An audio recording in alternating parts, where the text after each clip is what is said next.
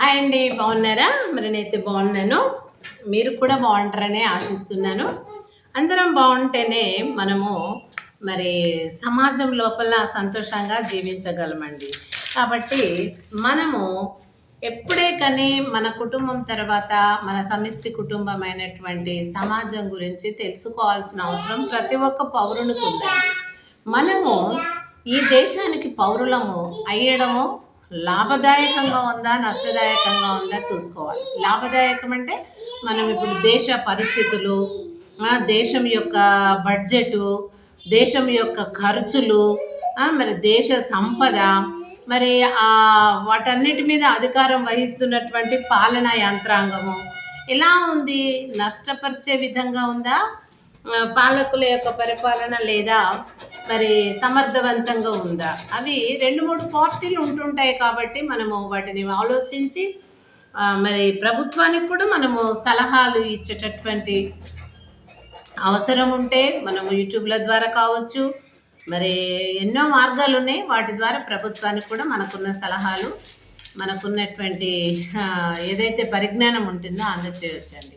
కానీ ముఖ్యంగా ఇప్పుడు ఎవరైనా ఇప్పుడు పరిపాలన చూసి ఈ పార్టీ చాలా బలవంతమైనది, పటిష్టమైనది అని అప్పుడే ముద్ర వేయకూడదు. వాళ్ళు కంప్లీట్గా 5 ఇయర్స్ వాళ్ళ పీరియడ్ అయిపోయిన దాకా మనం వెయిట్ చేసి వాళ్ళ పాలన రూలింగ్స్ ఎలా ఉన్నాయి, వాళ్ళ మేనిఫెస్టో ప్రకారం జరుపుతున్నారు. ఎవరైనా కావచ్చు, గ్రౌండ్ నుంచి అంటే గ్రామ సర్పంచ్ నుండి పార్లమెంటు మరి ప్రధానమంత్రి వరకండి అంచెలుగా మనం గమనిస్తూ ఉండాలి. మనకు అవసరం లేదని అనుకుంటే వాళ్ళు చేసే పని చేస్తారు, మొత్తము స్వాహా చేస్తారు దేశ సంపద. మొన్న బిల్ గేట్స్ అంటున్నాడు ఏమని, దేశ సంపద ఇంకా 5 ఇయర్స్ అయ్యింది అనుకోండి, అంతవరకు మొత్తము దేశం యొక్క సంపద అంతా కొంతమంది చేతులకు వెళ్ళబోతుంది అని ఆయన మరి ఆ విధంగా చెప్పాడండి. ఎవరని పర్సనల్గా మనకు పేర్లు ఇప్పుడు చెప్పలేము. కొంతమంది మరి చేతుల్లోనికి దేశ సంపద అంతా వెళ్ళే ప్రమాదం ఉంది అని చెప్తున్నాడు. అంటే దాని అర్థమైంది, భారతదేశ ప్రజల్లారా మీరు మెలకువగా ఉండి ధనవంతులనే ఇంకా ధనవంతులు కుబేరులుగా చెయ్యకుండా అందరికీ ఈక్వల్ సౌభ్రాతృత్వం కలిగిన మన దేశాన్ని, ఈక్వాలిటీని మరి దేశ సంపదలో కూడా మరి అందరికి అందే విధంగా దేశ సంపద ఏ ఒక్కరి చేతుల్లో కేంద్రీకృతం కాకుండా చూసుకోవాల్సిన అవసరం ఉంది. భారతదేశం మేల్కొను అని ఇండైరెక్ట్గా చెప్పకనే మరి బిల్ గేట్స్ గారు చెప్పడం జరిగిందండి. ఆయన సాఫ్ట్వేరు మరి ఫౌండర్ అని విన్నాను. సో ఏది ఏమైనా ఇప్పుడు బలవంతుల అన్యాయంగా ఉన్నారనుకోండి. ఇప్పుడు మహాభారతంలోనే చూడండి, కౌరవులు పాండవులు అని ఉంటుంది. ఆ రెండుటి మధ్యలో ఇంకొక వ్యక్తి ఉన్నాడు, కర్ణుడు. ఆ కర్ణుడు మనం చెప్పుకున్నాం, కుంతి యొక్క చెవులో నుంచి ఆయన పుట్టడం జరిగింది కాబట్టి కర్ణుడు అనే పేరు సార్థకం అవ్వడం జరిగింది. సరే, ఆ కర్ణుడే మరి మరి సముద్రంలో మరి పెట్టెలో చేసి వదిలిపెట్టినప్పుడు మరి అది పిల్లలు లేని వాళ్ళు పెంచుకొని మరి అతన్ని, అయినా కానీ రాజకుమారుడు కాబట్టి కుంతి అంటే రాజు భార్య కాబట్టి మరి ఆమె లక్షణాలే ఉంటాయి కదా, వాళ్ళకి రాజ లక్షణాలు ఉంటాయి కాబట్టి రాజుల యుద్ధ విద్యలని నేర్చుకోవాలని ఉంటుంది. మరి ఆ కాలంలో శూద్రులు మరి ఇతరత్రులు ఎవరు కూడా చదువుకోవడానికి అవకాశం లేదు. ఓన్లీ బ్రాహ్మణ్స్ మరి రాకుమారులకు మాత్రమే చదువు చెప్పాల్సిన అవసరం ఉంటుంది. అందుకని మరి కర్ణుడు అబద్ధం చెప్పి మరి పరశురాముని దగ్గర చక్కగా యుద్ధ విద్యలన్నీ కూడా మంచి ప్రావీణ్యత పొంది ఉంటాడు. మీకు తెలిసి ఈ స్టోరీ అన్నీ కూడా ఒకసారి జ్ఞాపకం చేసుకుంటే బాగుంటాయి. అక్కడ శాపగ్రస్తుడుగా మిగిలిపోయాడు. ఎందుకంటే మరి బ్రాహ్మణులు రక్తం చూడరు, బ్రాహ్మణుడు అని చెప్పాడు. మరి ఆ యొక్క ఇంద్రుడు గొంగళి పురుగై వచ్చి ఏం చేశాడు, తొడంతా తొలిచేసింది గొంగళి పురుగు. అప్పుడు ఆ యొక్క ఎవరిది, పరశురాముంది.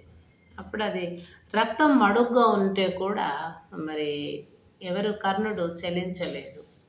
అప్పుడు ఆయన మెలకు వచ్చి, నువ్వు ఇలా చేసావు, నువ్వు కాదు అని చెప్పేసి, నువ్వు అబద్ధం చెప్పి నా దగ్గర శిష్యుడుగా చేరావని, నువ్వు నేర్చుకున్న విద్య అంతా కూడా నీకు పనికి రాకుండా పోవును గాక అని శాపం పెడతాడు.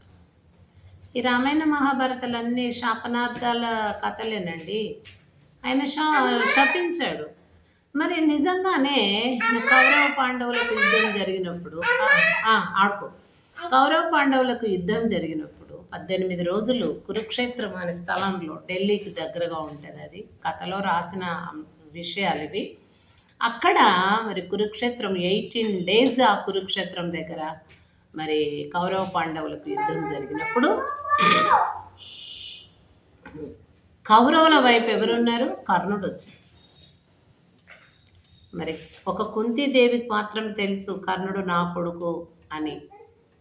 ఆ మునీశ్వరుడు నేర్పినటువంటి మంత్రము జపించినప్పుడు సూర్య భగవాను నుండి ఆమె కోరుకుంటే చెవులో నుంచి కర్ణుడు పుట్టాడు.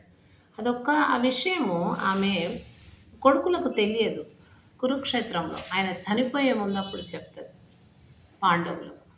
అప్పుడు వాళ్ళు బాధపడతారు. దానివల్ల ఇంకా ప్రయోజనం ఏం లేదు కదా. కౌరవుల వైపు చేరుతాడు ఆయన. చేరినప్పుడు మరి ఎంత బలాఢ్యుడైనా కానీ చూడండి, అన్యాయం వైపు మనం చేరినట్టయితే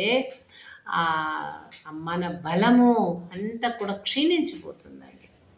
ఈ కర్ణుని ద్వారా మనం నేర్చుకోవాల్సింది దేన్ని బ్రతికించాలి? న్యాయాన్ని బ్రతికించాలి. న్యాయం వైపు బలహీనులున్నా భగవంతుడు బలం చేకూరుస్తాడు.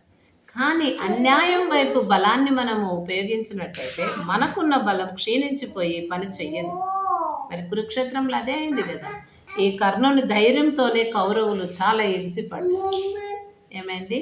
అయినా కూడా ఆ యొక్క పరశురాముడు పెట్టినటువంటి శాపన మరి ఆయనకు అక్కడ జరిగింది. దానివల్ల కౌరవ నాశనం కావాలి. వాళ్ళ నాశనం కౌరవులు అంటే 100 కదా. ఆ 100 ధృతరాష్ట్రుని కుమారులు. మరి పాండు మహారాజు కుమారులు 5 పాండవులు. పంచ పాండవులు అంటాం. పాంచ అంటే 5 పాండవులు, ఎందుకంటే పాండు మహారాజు కొడుకులు కాబట్టి. మరి ఇప్పుడు వీళ్ళు 5 మంది ఉన్నారని చెప్పేసి వాళ్ళ ఊళ్ళన్ని గుంజుకొని వాళ్ళను నానా బీభత్సం చేసి చాలా బాధలు పెట్టి వాళ్ళని ఎన్నో రకాలుగా మరి ఇబ్బందులు పెట్టినటువంటి కౌరవులు చివరికి ఏమైనారు? ఆ శునకానందం కొంతకాలం వరకు ఉంది. చాలా టైం ఇస్తాడు భగవంతుడు ఈ దుర్మార్గులకు.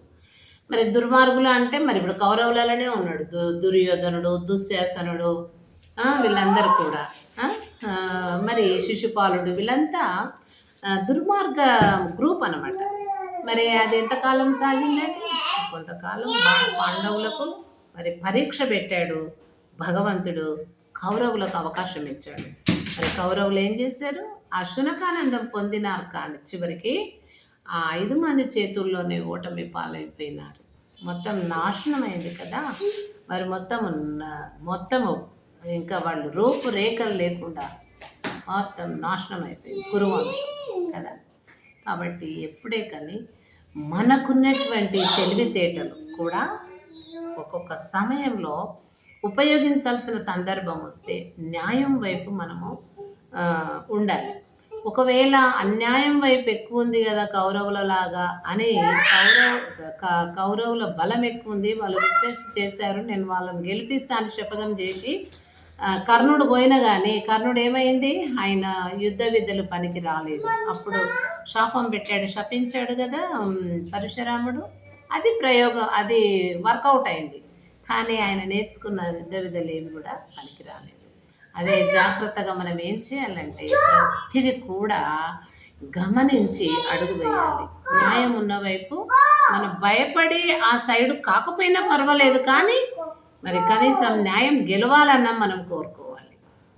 అంతవరకు చాలు. మనం న్యాయం ఉంటే న్యాయాన్ని దుర్మార్గం చంపేస్తుందని భయం మనకుండి అక్కడ వైపున మనం మాట్లాడకపోయినా కనీసం మనము న్యాయాన్ని గెలిస్తే బాగుంటుందన్న మన ఒపీనియన్ మనలో ఉన్నట్టయితే, ఆ విధంగా మనము ఆశించినట్టయితే భగవంతుడు తప్పకుండా మరి న్యాయాన్ని గెలిపిస్తాడండి.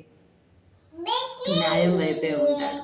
కానీ అన్యాయానికి సమయం ఇచ్చి చూస్తాడు, కొంతకాలం ఇచ్చి చూస్తాడు.